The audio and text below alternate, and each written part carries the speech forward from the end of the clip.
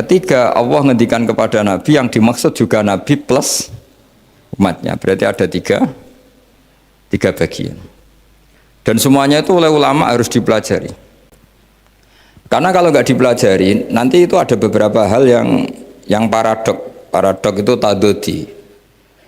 Misalnya begini, saya beri contoh ya tadi. Nabi itu berkali-kali ngendikan abghadul halal ilallah at-tolak. Sesuatu halal yang paling dibenci Allah itu tolak, cerai. Oke. Tapi ada masalah pada umatnya. Yaitu umatnya itu nikah itu bisa iya bisa tidak, karena ya perilakunya umat itu kan nggak jelas. Kalau dalam guyonan kiai ya kadang umat Islam, kadang Islam yang kumat. Jadi potensinya ya dua itu, kadang umat Islam, kadang Islam yang kumat. Jadi ya potensinya itu. Sehingga dalam tradisi ulama kalau akad nikah itu fair secara ilmu.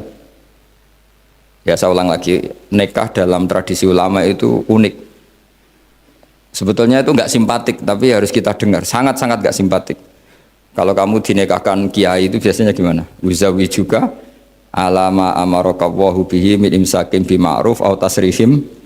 Itu kalau diterjemah itu maknanya itu kacau. Kamu saya kawinkan dengan satu perjanjian. Kalau sebaiknya terus ya terus, kalau sebaiknya cerai ya cerai. Itu barokahnya orang nggak tahu bahasa Arab itu ya amin amin.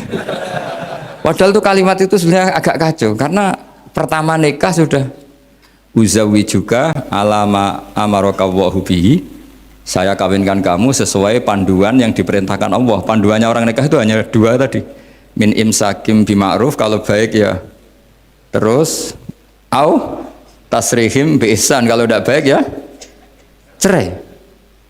Hadirin bilang amin amin, terus ya sudah, terus qabil tu nikah wa taswijah itu. Tapi itu ilmu. Islam itu agama yang pro ilmu. Jadi cocok tidak cocok, kalau itu satu potensi dibicarakan.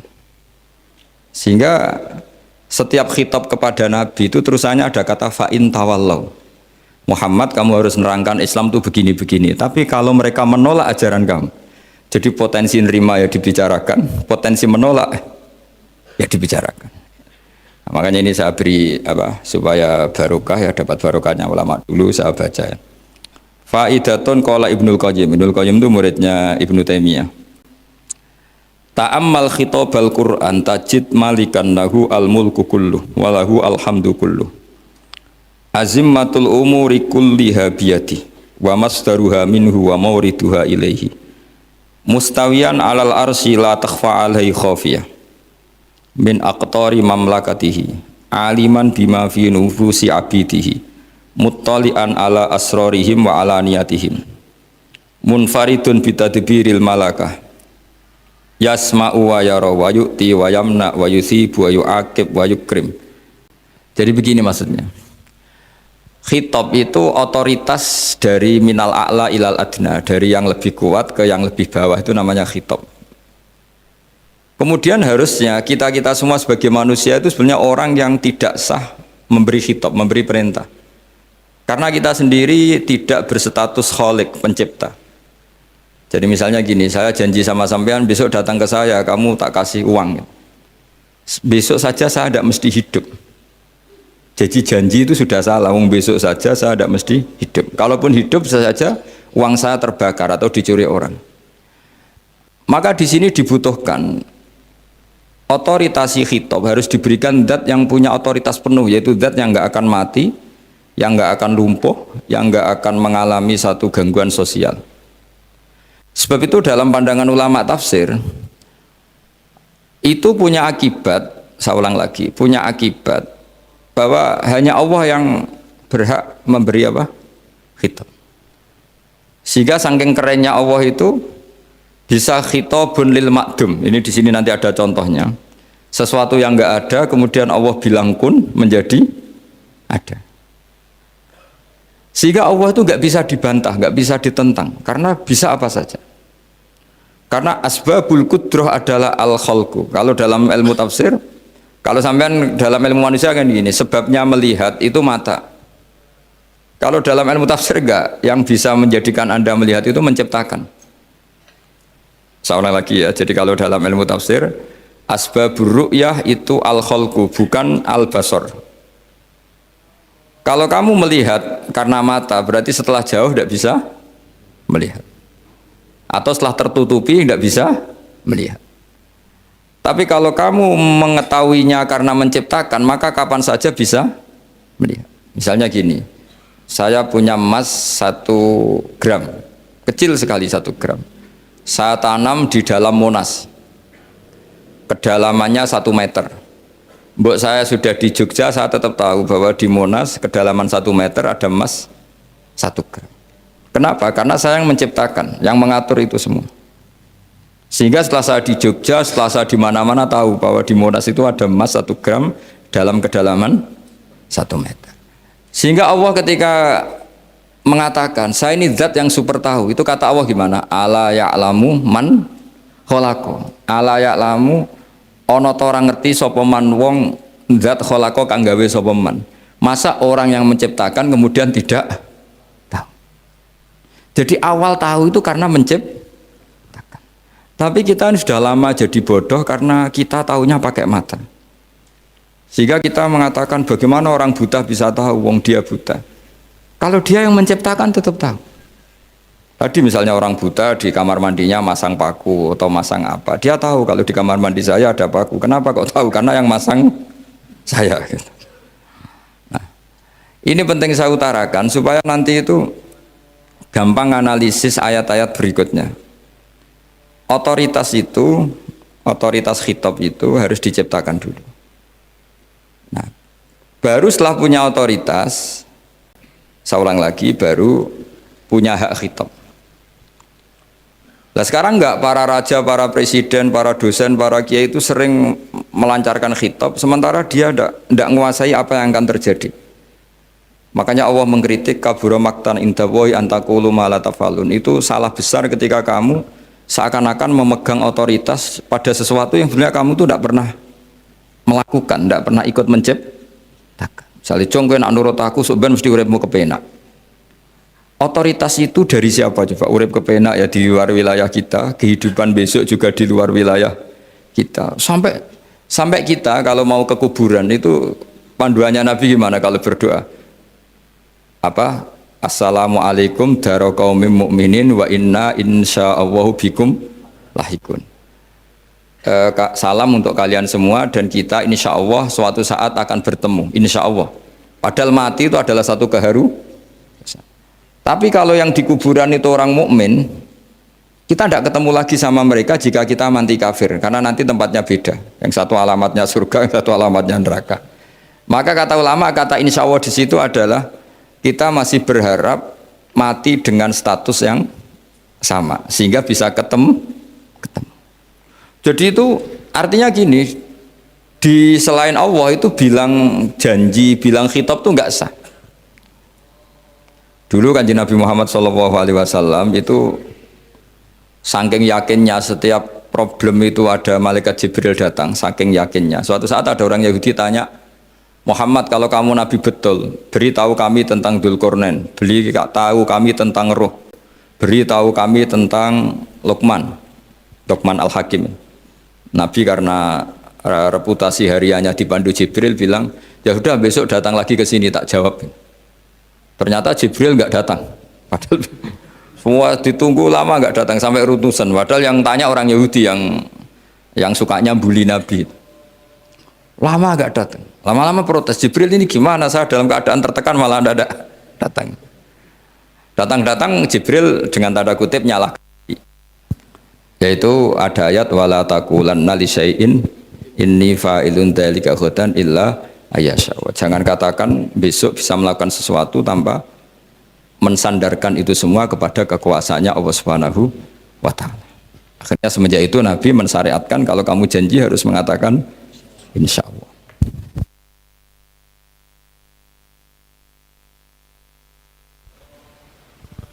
Ya kenapa ini saya katakan penting? Karena nanti khitab di Quran itu supaya proporsional ya. Sekarang banyak orang memahami Quran tapi nggak mau mempelajari ilmunya apa?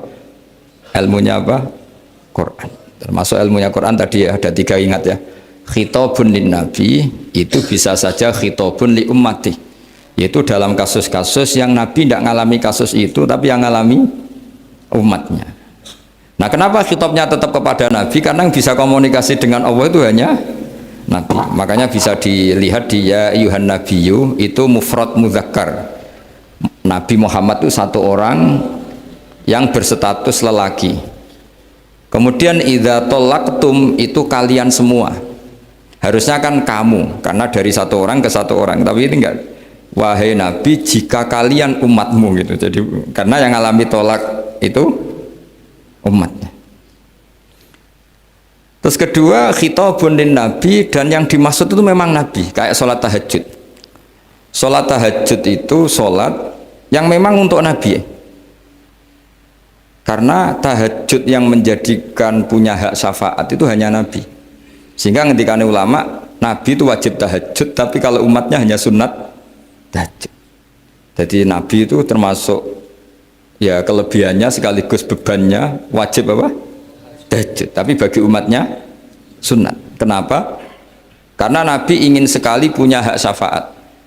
Kemudian sama Allah diberi instruksi, diberi syarat wa minal laili fatahajjat bihi nafilatallak asa ayyab'atsaka rabbuka maqama mahmuda.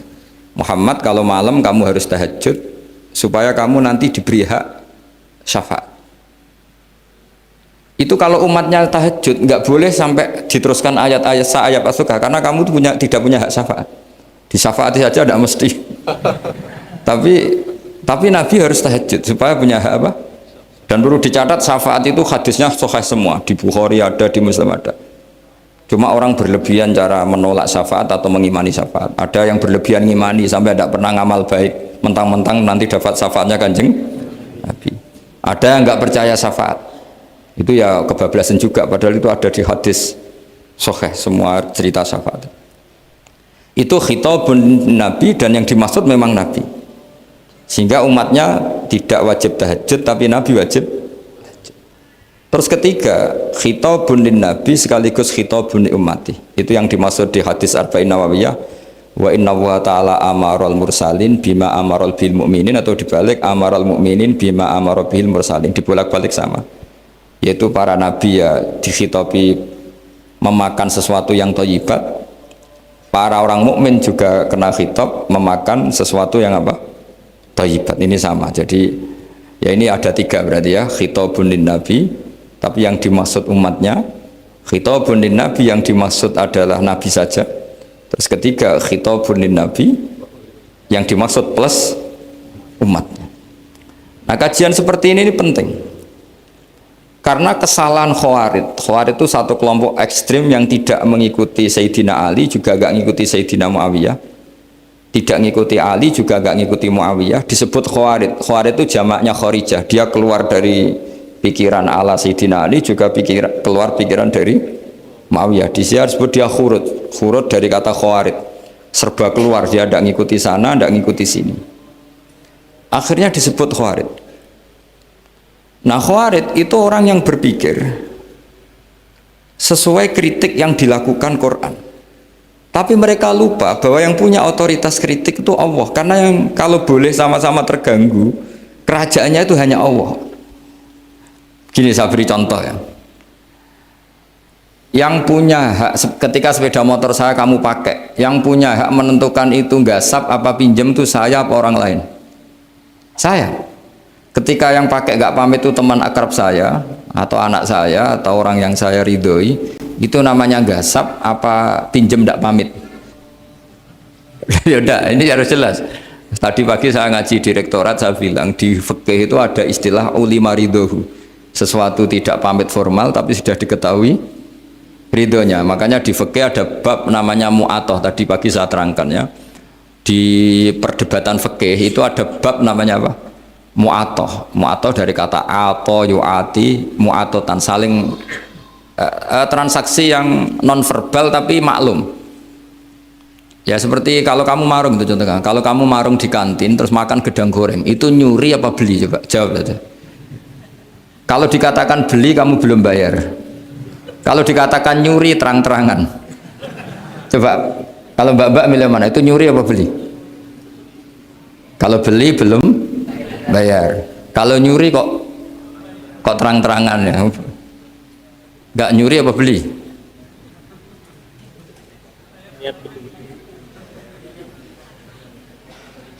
Jadi ada gedang goreng di warung, kamu datang langsung makan, ada kerupuk dimakan, ada telur asin dimakan. Itu nyuri apa beli?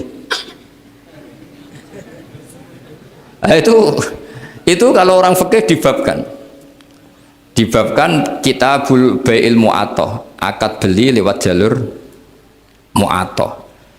Menurut Imam Abu Hanifah seperti itu dikatakan beliau pakai dalil al-adat muhakamah, bahwa adat itu berposisi seperti hukum, karena posisi di warung maka ngambil di situ dianggap memulai akad jual beli.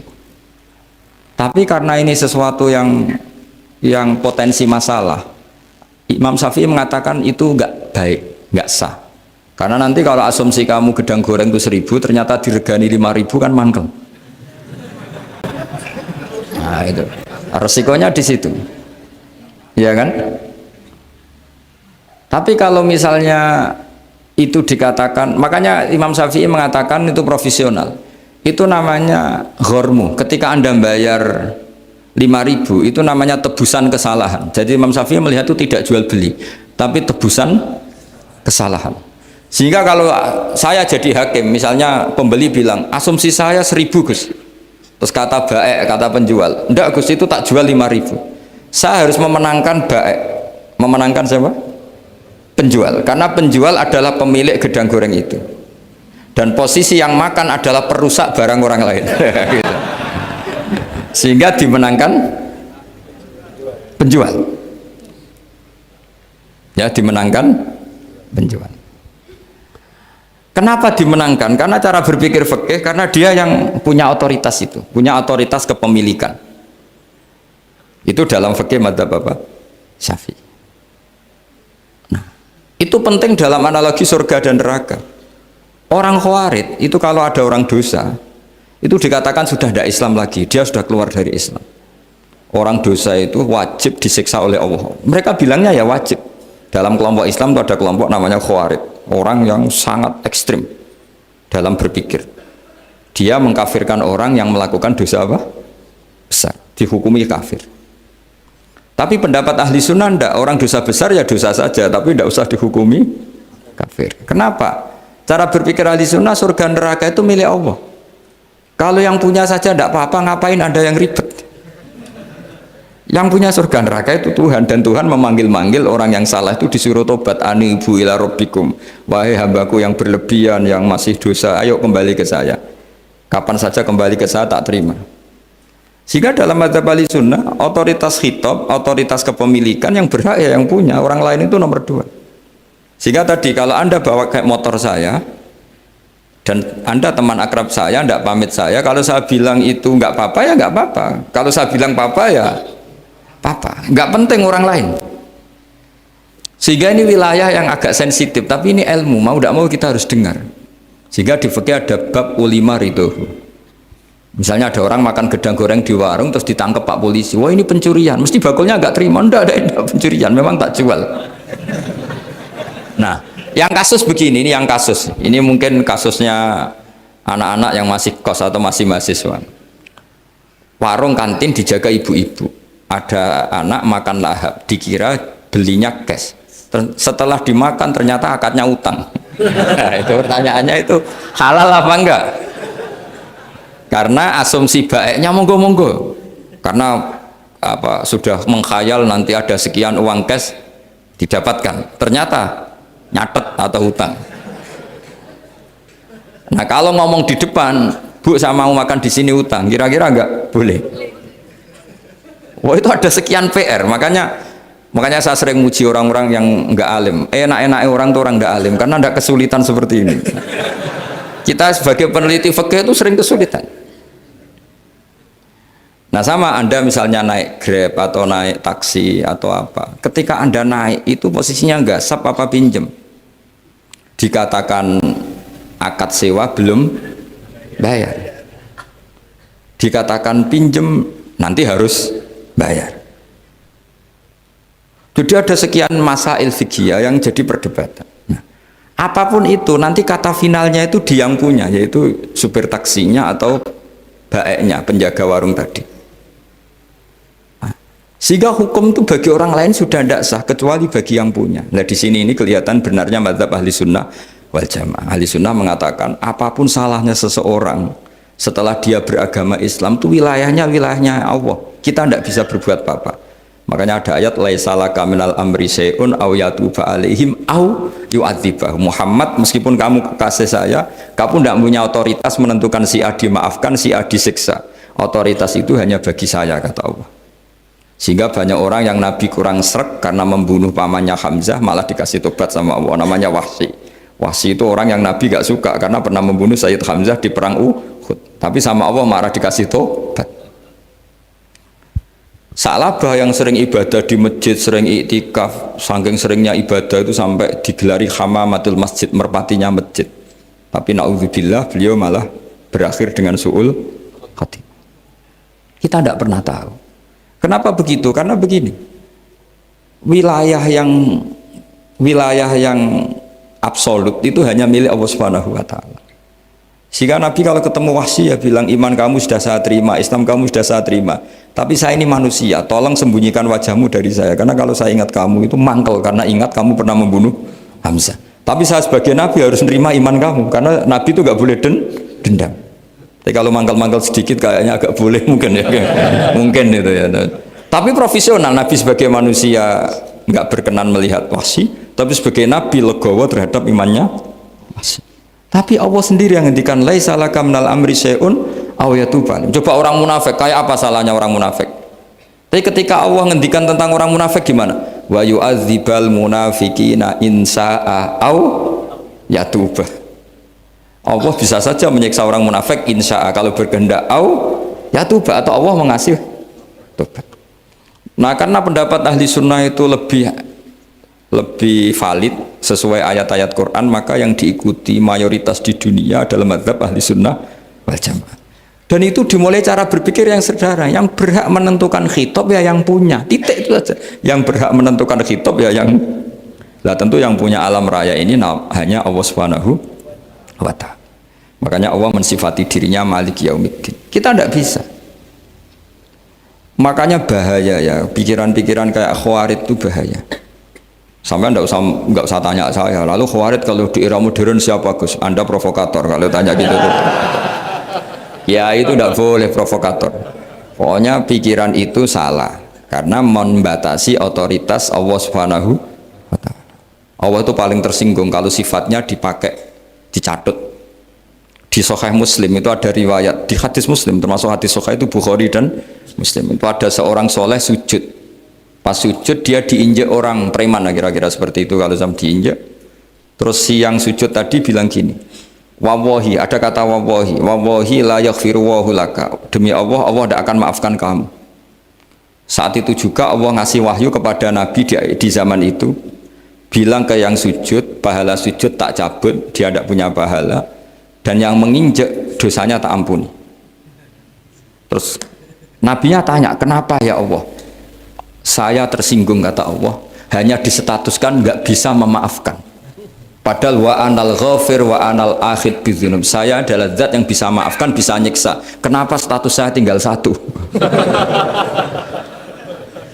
Allah kan bisa kan, walillahi mulkus samawati wal ardh yaghfiru liman yasha wa yu'adzibu man yasha.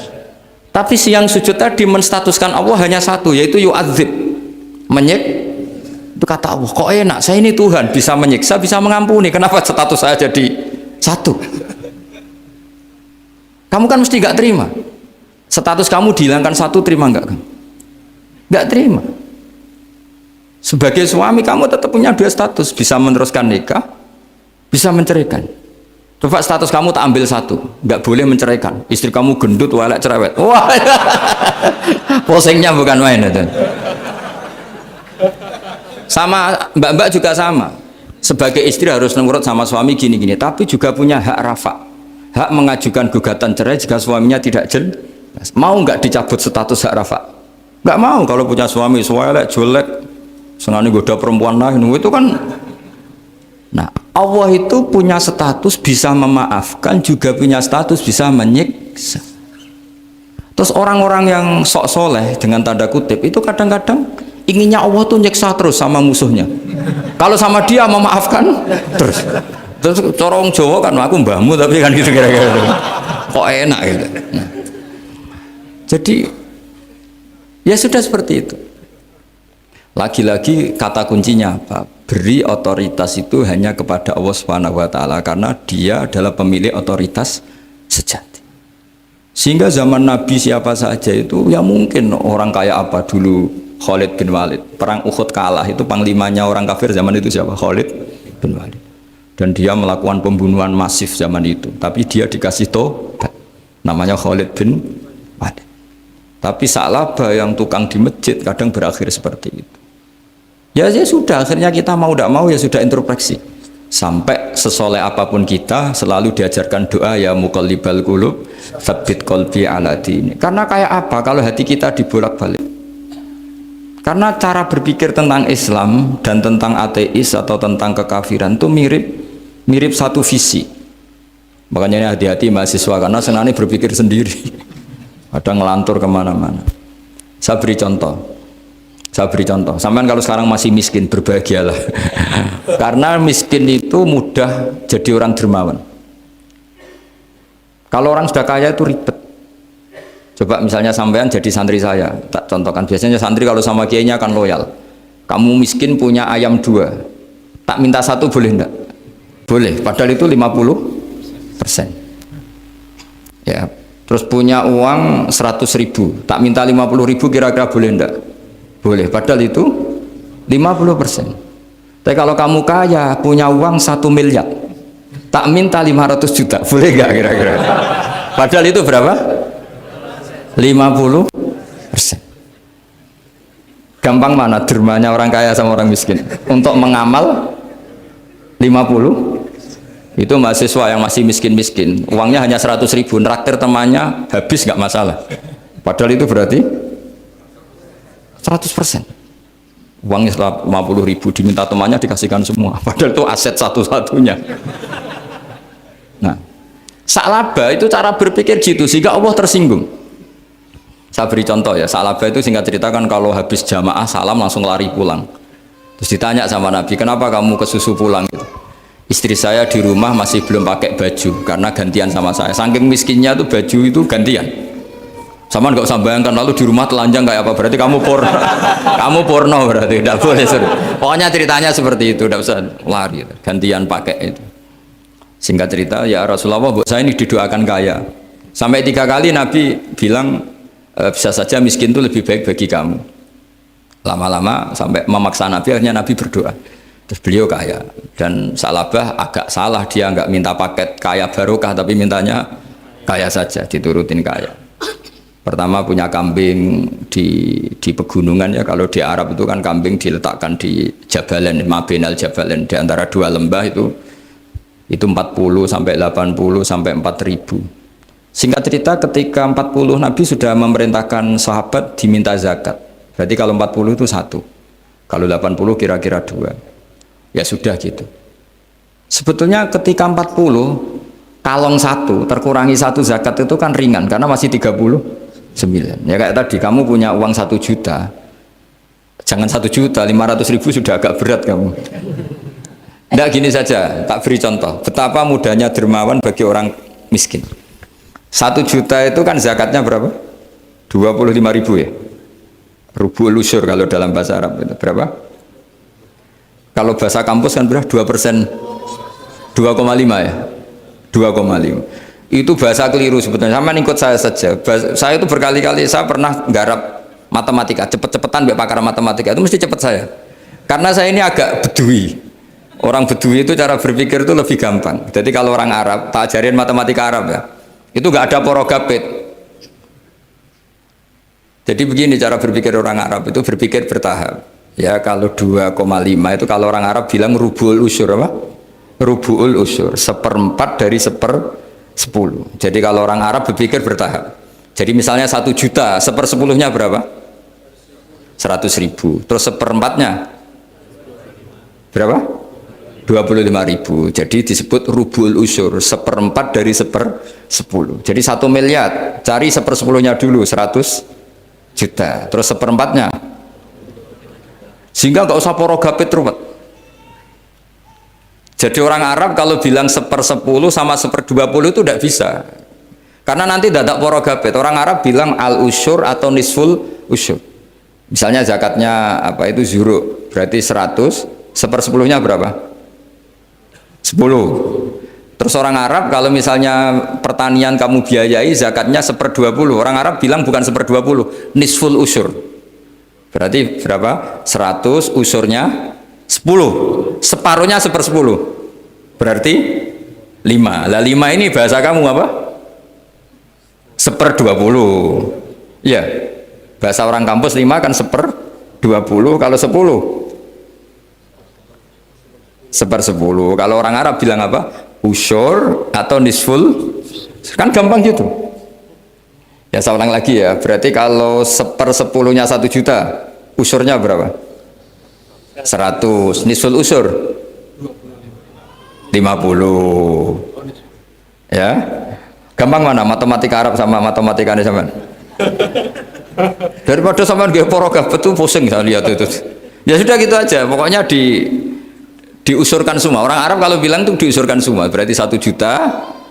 Misalnya zakat mal kan 2,5, berarti 1 juta usur dulu, berarti 100.000. Lah zakatnya itu rubul usur, 1/4 dari 1/10. Ya di 1/10 dulu, berarti 100. Habis itu rubul usur, 1/4 dari 1/10, berarti jadi gampang saja, 1 juta tulis saja langsung 100.000 usur, terus 1/4-nya 25. Gampang mana? Gampang lagi pakai kalkulator gitu. Nah sekarang begini, kira-kira kalau kamu punya uang 1 juta diminta zakat 25.000, enteng nggak? Enteng. Biasa kan kita punya uang 1 juta naktir teman sampai habis 100.000, 200, enteng. Tapi kalau sudah 10 juta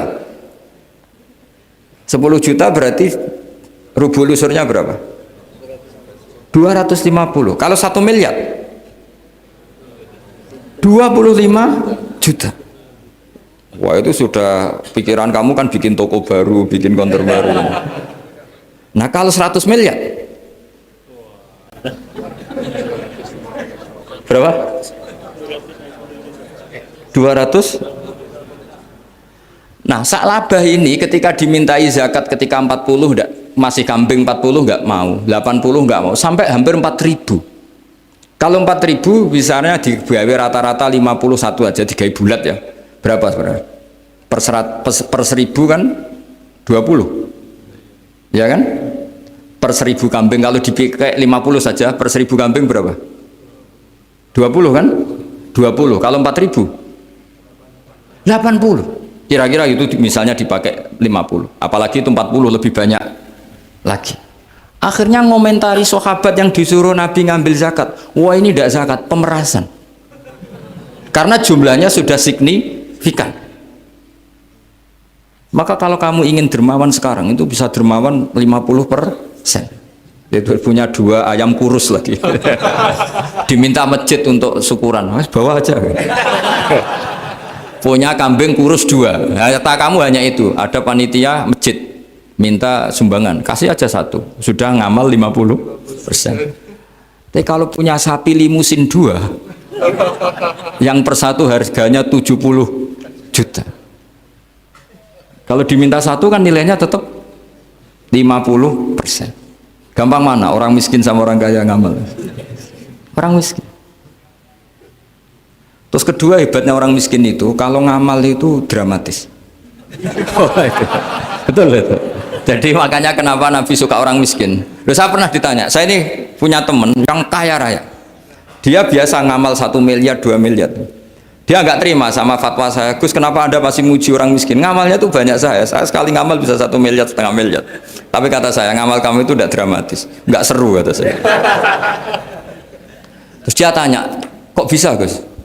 Dia orang kaya, paling ngamal 1 miliar untuk bangun masjid, 1 miliar, setengah miliar bangun pondok, setengah miliar. Tapi kalau orang miskin, misalnya tukang beca, orang miskin kan pasti kawannya orang miskin.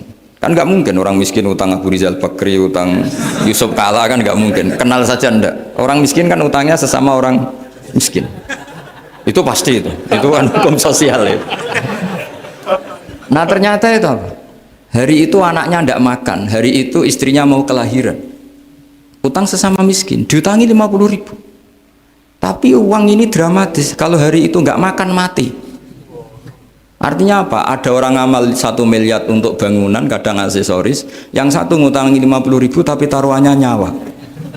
Nah sekarang menyelamatkan nyawa sama bangunan keren mana? Maka berbahagialah orang miskin, karena komunitas mereka ini utang piutang urusan apa? Nyawa. Jadi ini lebih dramatis ya, lebih dramatis, lebih keren. Loh, makanya utang piutang orang miskin itu paling diabadikan Quran karena lebih keren, lebih keren. Karena nyawa apa? Loh saya ini kan termasuk kecil sudah kiai agak keren, sudah kiai agak mapan. Itu kalau orang-orang kaya nawarin saya paling Gus nggak ganti mobil, nggak ganti aksesoris mobil itu nggak keren. Al-Nadikan tetap ngamal pun nggak keren. Tapi kalau orang miskin, saya sering kan dengar cerita mereka orang itu ngeri. Kayak cerita yang diabadikan Quran itu, wa yu'thiruna ala anfusihim walau kana bihim khassasah. Itu Nabi mengumumkan saya punya tamu tapi hari ini saya tidak bisa hormat tamu. Ada sahabat yang usul, saya ya Rasulullah.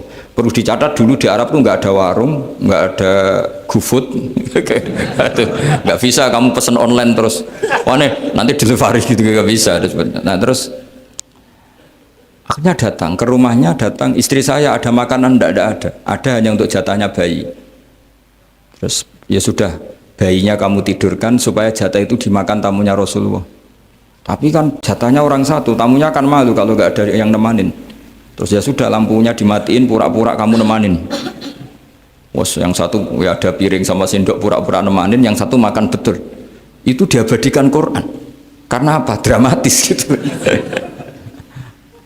Sehingga pagi-pagi dia datang ke Nabi, kamu punya amal apa? Sehingga tadi malam ada ayat wa yu'thiruna ala anfusihim walau kana bihim khassasah. Mereka mengalahkan kepentingan dirinya sendiri meskipun punya kepentingan sendiri demi tamu tadi. Terus cerita dia, kita tamu tadi malam ya Rasulullah, yang saya sanggup menghormat, sebenarnya saya tidak punya apa-apa, hanya jatah bayi. Itu aja dramatis, bayinya ditidurin dulu. Tapi tidak disuntik ganja, tidak ditidurin. Ditidurin biasa nanti kan, ditidurin biasa. Terus suami saya pura-pura nemani, lampu dimatikan. Nah mungkin tamunya saking laparnya gak penting mikir itu, yang penting makan aja. Jadi maka sebetulnya orang-orang miskin itu tidak usah hiru, wah itu orang kaya bisa ngamal masjid 1 miliar 2 miliar. Tetap ngamalnya ini sesuatu yang tidak mendesak. Tapi sesama orang miskin, kalau temannya minta tolong itu mesti dramatis. Istri mau kelahiran, kematian, kelaparan, pokoknya yang diselamatkan itu seru semua. Artinya gini ya, kalau miskin ya nikmati saja, itu ada peluang untuk menyalip pahalanya orang-orang. Tapi yang kaya ya tetap kaya. Kalau semuanya miskin, nanti yang miskin kerja di mana kalau semuanya miskin? Ya kembali ke tadi, ke ilmu khitab. Kalau ini tidak dipelajari, maka orang khawarid ini megang otoritas. Tidak bisa. Mereka nggak menguasai pintu surga maupun pintu neraka, nggak bisa. Mereka dengan seenaknya, tobatnya orang yang pernah gini nggak diterima. Tidak bisa. Wilayah yang nerima tidak itu wilayahnya Allah Subhanahu wa Ta'ala. Sehingga kita tetap berpendapat sesuai eksplisit yang ada di Quran. Walillahi mulkus samawati wal ardi, apa? Yaghfiru liman yasha wa yu'adzibu man yasha. Sehingga nggak boleh kita pegang otoritas agama, nggak boleh. Kita hanya bisa menjelaskan. Kalau pegang nggak boleh. Misalnya saya dengan sampean surganya dulu mana? Bisa saja dulu jenengan. Kok bisa Gus? Iya kan? Mungkin wah keren ngaji tawaduk mau. Mungkin saya dari bab tawaduk keren sampean. Di bawah saya di atas. Di bab tawaduk keren sampean. Sehingga kalau surga kok jalurnya tawaduk mesti dulu sampean. Karena sampean di bawah saya di atas. Tapi saya nanti protes sama Allah. Protesnya gini, posisi saya diperintah ya. Gayanya mereka duduk di bawah, tapi merintahkan saya supaya mau mengajar. Jadi nggak ada sopan-sopannya karena mereka merintah kia. Ya. Ya terutama di PPAI ya, Pak. Oh itu nggak sopan sekali kan merintah. Sehingga kalau yang dipandang makanya masyhur itu kan. Ada wali itu yang satu jadi wali karena sholat di shaf awal. Keren kan, soft awal fadilahnya, utamanya kan luar biasa. Yang satu kalau sholat tuh di belakang terus, tapi juga jadi wali. Yang depan agak protes, ya Allah kenapa ini jadi wali padahal sholatnya di belakang. Jawabannya lucu yang di belakang. Kenapa? Saya itu malu. Saya ini masih banyak dosa, banyak salah kok di depan. Kok kayak suci sendirian. Jadi kalau kamu sowan sama raja atau sama kiai, yang paling depan itu kan yang kepedean. Dia milih yang belakang, jadi sopan masih agak terlalu dekat. Orang itu tidak pernah tahu. Kadang-kadang Allah itu kita tidak pernah tahu. Andai kan boleh dibahasakan, kita tidak pernah tahu cara berpikir Tuhan. Jadi Allah itu zat yang mau, ya itu tadi otoritasnya penuh. Makanya saya pernah cerita di mana-mana, di kitab-kitab yang saya baca itu ada 2 orang yang ahli neraka, sudah di neraka. Ini sekaligus ijazah, saya ulang lagi sekaligus ijazah, bisa dipraktekkan nanti itu. Setelah itu 2 orang ini dipanggil ke surga sama Allah. Allah itu tanyanya ya aneh, enak di neraka, ya udah enak habis di neraka. Ya gak enak habis di neraka kok ditanya enak enggak, ya gak enak. Ya sudah kembali lagi ke neraka, lari kencang-kencang, lari menuju neraka, lari. Sama Allah dipanggil lagi, loh kenapa kamu semangat? Ya Allah, saya ini kapok, saya ini trauma. Dulu ketika engkau perintah, saya ini lelet sekali. Disuruh sholat lelet, disuruh zakat lelet. Maka ini jenengan perintah saya semangat supaya nggak ngulang kesalahan yang sama. Akhirnya sama dipanggil, ya sudah di surga aja, di surga. Karena semangat lari menuju neraka. Maka ini ijazah nanti kalau di mahsyar ya, kamu dipanggil, ayo masuk neraka, harus apa? Semangat, semangat. Harus semangat. Oke Gusti, semangat. Lah repotnya kalau nggak dipanggil lagi. Akhirnya barokahnya semangat itu dia di surga. Kita tidak pernah tahu cara berpikir Tuhan, nanti kan boleh dibahasakan seperti itu. Yang satu, ayo kembali lagi ke neraka. Tolah itu. Jalan noleh lagi. Sampai itu nggak semangat noleh lagi. Terus ditanya sama, kenapa kamu tolah gitu? Saya tidak pernah ngira ya Allah ketika engkau panggil di surga kemudian engkau kembalikan lagi ke neraka. Ya sudah kamu di surga saja. Barokahnya husnudzon.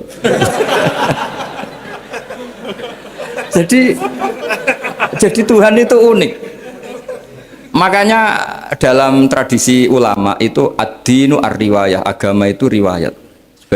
Sebagian diredaksikan inna hadzal ilma dinun fangzuru amman ta'khuduna dinakum. Agama ini, ilmu ini agama, maka lihat riwayatnya. Karena kita tidak pernah tahu cara berpikir Tuhan. Kita harus mengikuti riwayat yang diutarakan Rasulullah SAW. Karena kita tidak pernah tahu. Kayak tadi ada orang diinjek, kita mesti kan terprovokasi ingin bela yang sujud menyalahkan yang injek. Tapi ketika yang sujud mencatut nama Tuhan, Allah tidak akan memaafkan kamu. Itu Tuhan tersinggung karena sifatnya direduksi satu, diambil satu, disembunyikan satu. Loh ada kan dia begini mungkin malah Allah maklumi. Saya tidak akan maafkan kamu. Enggak apa-apa Allah, kan saya. Kan tidak mencatut namanya Allah. Selama hidup saya tidak akan maafkan kamu. Allah nggak akan tersinggung. Karena dia sebagai manusia tentu punya dendam, punya rasa mangkel, punya emosi. Tapi kalau ketika bilang Allah tidak akan maafkan kamu, berarti dia mencatut statusnya Allah. Dan Allah disifatkan hanya satu dari sifatnya Allah, yaitu hanya sifat menyiksa. Padahal Allah punya sifat memaafkan. Ini hati-hati bagi orang-orang soleh, orang-orang yang terlalu berpikir keras dalam Islam, nggak boleh seperti itu. Masyhur itu kan, ada satu perkampungan yang sering secara masif terstruktural mau menghabisi Nabi, yaitu namanya kampung Usoyyah, Ro'lan sama Zakwan. 3 kampung ini sering koalisi mau menghabisi Nabi. Sampai Nabi sering kunut nazilah, Allahumma an Ro'lan wa Zakwan wa Usoyyat asad Allah wa Rasulah. Sering dipasutkan gitu. Tapi Allah malah turunkan wahyu, Muhammad, kamu tidak boleh intervensi saya seperti itu. Bisa saja mereka dapat hidayah. Semenjak itu Nabi meninggalkan kunut nazilah. Terus dan sebagian ulama mengatakan itu awal diturunkannya ayat laisalaka minal amri syai'un au yatuba alaihim au yu'adzibahum. Jadi ini sekaligus lagi-lagi ini bab khitab. Jadi ya seperti kita punya, makanya orang itu tetap donga ya muqallibal qulub sabit qalbi ala dini, karena otoritas itu bagi yang punya. Maka kata malik, kata pemilik itu kunci. dalam ilmu tauhid atau ilmu tafsir atau ilmu apa saja. Misalnya gini, sampai saya punya rumah. Saya punya rumah yang ruangan depan itu ruang tamu, tentu dapat perlakuan khusus. Sering steril, sering bersih, bahkan dihias pakai bunga, pakai macam-macam. Ruangan tengah biasa, ruangan belakang buat buangan sampah, buat WC, buat macam-macam. Sah apa enggak? Sah. Kenapa? Karena saya pemiliknya. Apa? Karena saya. Tapi kira-kira yang sedang di ruang tamu, tanah yang sedang di ruang tamu yang dimanjakan juga enggak boleh kumo luhur. Bisa saja suatu saat saya rubah pikiran, rumah saya tak balik dari menghadap utara ke selatan. Yang dulu WC jadi ruang tamu, yang ruang tamu jadi WC. Langsung perlakuannya rubah 180 apa derajat, 360 derajat. Nah itu yang di sini nih, kenapa orang soleh pun tetap takut sama Allah, karena Allah tuh yaf'alu ma yasha, bisa melakukan apa saja. Sehingga tradisinya ulama ketika zaman ini sudah rusak seperti ini, ulama-ulama tidak ada yang khawatir, karena Allah mensifati dirinya Al-Hadi sebagai zat penunjuk. Coba kita sudah tidak ditungguin nabi, nggak ditungguin wali, nggak ditungguin orang-orang soleh dulu, tapi agama itu ya jalan sampai sekarang. Ada orang ngaji, ada orang sholat, ada orang zakat. Andekan agama itu diserahkan manusia, sudah kita tidak bisa mempertahankan agama ini di zaman seperti ini. Tapi karena Allah itu Al-Hadi, zat yang memberi petunjuk, dan sifat Allah Ta'ala pasti tata'atsaru bi khalqih, pasti ada akibatnya di makhluk. Seperti Allah mensifati dirinya Ar-Razzaq, yang memberi rizki. Buat zaman buyut-buyut perang dijajah Belanda ya tetap makan, ya tetap kawin. Kadang istrinya banyak, padahal zaman jajan Belanda. Kita nggak dijajah aja susah. Dulu itu babah kamu istrinya satu atau dua, buyut-buyut kamu banyak yang dua, padahal miskin. Karena Allah mensifati dirinya Ar-Razzaq. Mbok keadaan kayak apa orang tetap dapat rizki. Begitu juga Allah mensifati dirinya Al-Hadi. Mbok keadaan dunia rusak kayak apa tetap ada yang dapat hidayah. Jadi kamu tidak usah khawatir terhadap agama ini, karena Allah mensifati dirinya apa? Al-Hadi, zat yang memberi petunjuk. Kayak apa Amerika, kayak apa Korea. Saya itu pernah di Korea, katanya negara ateis. Di sana TKI yang nyari uang, ternyata di sana itu bikin masjid. Coba kalau Allah menghendaki, di Korea ada masjid. Karena bikin masjid nggak boleh, kalau nyewa boleh. Jadi Korea itu ada satu aturan kayak di Jepang, kayak di umumnya negara maju, yang sudah fungsi sosial itu tetap sosial, nggak boleh menambah yang baru. Jadi kalau dari gereja dibeli masjid boleh, tapi kalau tanah lapang dipakai masjid nggak boleh karena ngurangi tanah. Tapi kalau dari gereja jadi masjid boleh, dari bar untuk masjid boleh, dari pantai asuhan jadi masjid boleh. Pokoknya yang fungsi sosial. Saya pernah ngaji di masjid itu, bawahnya bar, atasnya gereja, atasnya lagi masjid. Kadang ya balik masjid dulu, bar, baru gereja. Karena memang yang sudah kawasan sosial ya, kawasan publik ya untuk publik. Kita tidak pernah mengira kalau di sana ada tauhid. Tapi Allah itu Al-Hadi, apa? Allah itu Al-Hadi. Sehingga ya, delala ada orang Indonesia kerja di sana, terus nuraninya tersiksa kalau tidak ada tempat sujud. Akhirnya mereka urunan bikin masjid. Banyak yang santri saya sering ngaji saya. Ya saya ulang lagi ya, jadi cara mikir khitab sama Allah gitu dulu ya. Nggak boleh kamu berpikir khawarid yang membatasi kekuasaan atau hidayatnya Allah Subhanahu wa Ta'ala. Karena kita tidak pernah tahu. Salaba ngomong gitu itu masalah besar. Karena mengatakan kekasihnya Allah itu pemungli. Karena tadi, wah ini tidak zakat lagi tapi apa? Pungli. Ini apa? Pemerasan. Karena tadi jumlahnya sudah sekitar 4.000, zakatnya kan banyak sekali. Makanya saya mohon, saya model di UI itu setuju, kalau zakatnya dimulai dari kecil lebih ringan. Misalnya kita gaji 1 juta, dipotong 25.000 kan ringan. Tapi kalau gaji kamu 1 miliar, kan mendingan untuk bayar supir, buat yang jaga gudang, kan mesti pikir aja sudah macam-macam daripada dipakai zakat. Ya, jadi diantara menganalisis Quran adalah apa? Dudukkan Allah sebagai Malikul Umur Kulliha, yang menguasai semua urusan. Tapi kalau kita apapun hebatnya hanya sebagai ulama, hanya sebagai mufti, hanya sebagai kiai, itu tidak punya otoritas. Sehingga misalnya banyak kan, misalnya anak yang kita cintai, kita modali malah bangkrut, yang tidak kita modali malah kaya, karena urusan tidak di tangan kita, tapi di tangan Allah Subhanahu wa Ta'ala. Masjid juga gitu, masjid yang dikelola secara sehat, ramai jamaahnya gini-gini, itu dikelola oleh manajemen. Ada masjid yang kelihatannya sepi, jamaahnya ya sedikit, tapi kadang-kadang diridhoni Allah. Kenapa? Karena masjid itu nggak menjadi problem sosial bagi komunitasnya. Saya beri contoh, masjid ramai tentu baik, nggak perlu saya ceritakan, karena masjid ramai itu ya mesti baik. Masjid yang banyak jamaahnya tentu baik, itu nggak usah dibicarakan. Tapi ada beberapa masjid yang sepi, tapi Allah itu suka.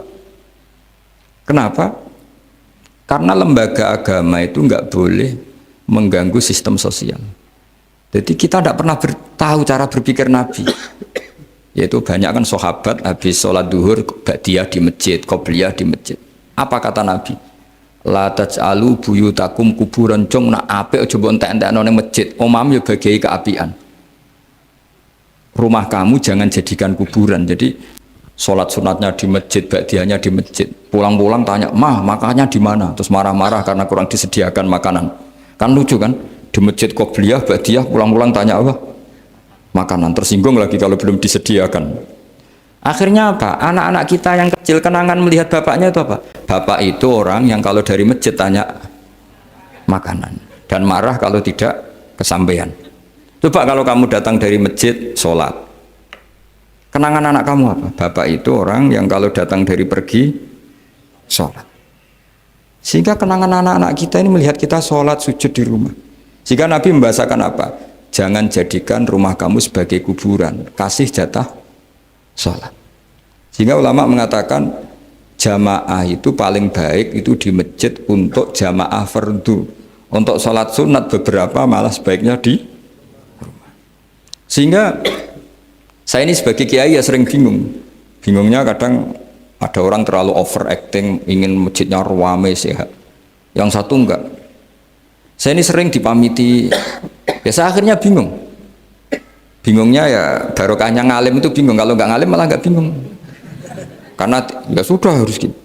Sampai tak beritahu ya. Nabi awal ngendikan itu ju'ilat lanal ardu kulluha masjidan. Semua tanah Allah itu hakikatnya masjid. Apalagi ini rumah kita. Anak kita biar menyaksikan saat kita sujud, saat kita baca Quran, saat kita ngaji. Kalau semua ini di masjid, kemudian Anda di rumah taunya makanan, menuntut ngopi, menuntut kenangan di keluarga kita kurang baik. Makanya Nabi membahasakan apa? La taj'alu buyutakum kuburon. Jangan jadikan rumah kamu sebagai kuburan. Apalagi ada pepatah lagi, al-ummu madrasatul ula. Ibu adalah madrasah pertama. Coba kalau kita ngajarin Quran di rumah, ya tentu masjid ya tetap ada kegiatan, tapi jangan sampai mematikan rumah. Sehingga kita sebagai ulama itu ada masjid rame ya seneng, ada masjid setengah rame ya nggak apa-apa, asal efeknya menyebar ke masyarakat. Jadi ramenya masjid ya baik, tidak rame kalau yang rame ibadah di rumah-rumah juga baik. Maka dulu zaman Nabi Musa malah istilahnya waj'alu buyutakum qiblata wa aqimus sholat. Jadikan rumah kamu sebagai kiblat, sebagai tempat ibadah. Coba kenangannya Nabi kalau sholat malam itu di rumah apa di masjid? Di rumah, sehingga Aisyah punya kenangan sampai hatta waromat qodamau, sehingga kakinya Nabi bengkak. Dan Nabi alami saja. Kamu kira Nabi sholat punya kayak anak-anak sekarang kan yang ada ruang sholat? Ternyata hanya dipasang sajadah sama tasbih, nggak pernah dipakai. Kalau Nabi enggak, yang dipakai Sayyidah Aisyah itu ya tempat sholat. Sehingga kata Aisyah, Nabi itu sholat di tempat tidur saya. Kalau Nabi sedang berdiri, kakiku tak selonjorkan. Kalau Nabi sujud, kakiku tak ingkretkan. Ya di tempat Sayyidah Aisyah tidur itu. Nabi sholat. Pas berdiri kan berdirinya Nabi lama, Aisyah selonjor. Pas Nabi mau sujud, kakinya diingkretkan. Segampang itu Nabi. Akhirnya apa? Kenangannya Aisyah sebagai istri itu doa-doa tahajud, doa-doa. Coba kalau Nabi tahajudnya di masjid, Sayyidah Aisyah tidak punya kenangan doa-doa apa? Sehingga kita harus ngikuti ngaji. Sehingga kalau nuruti teori ya sholat itu ibadah. Sebaiknya kalau ibadah ya di tempat ibadah. Tidak seperti itu cara pandang. Kata Nabi, semua buminya Allah adalah saksi kita ketika ketemu Allah. Semakin saksi itu baik, banyak, maka semakin baik. Maka kalau sholat sunat, kesunatannya itu pindah-pindah tempat. Tapi ya jangan terlalu habis di sini terus pakai mobil ke sana gitu. Iya, kalau pas di perempatan ada orang cantik nggak jadi diterusin nanti. Tapi ini sama saya cerita ya. Jadi di antara mengkaji Quran itu mengkaji cara Allah membuat khitab. Dan yang kunci semua adalah Allah adalah zat sing otoritatif, malikul umurikul dia, pengendali dari semua. Maka kalau nyifati Allah ya tetap yaghfiru liman yasha wa yu'adzibu mayasa. Jangan pernah mengambil otoritasnya Allah Subhanahu wa taala. Sekian.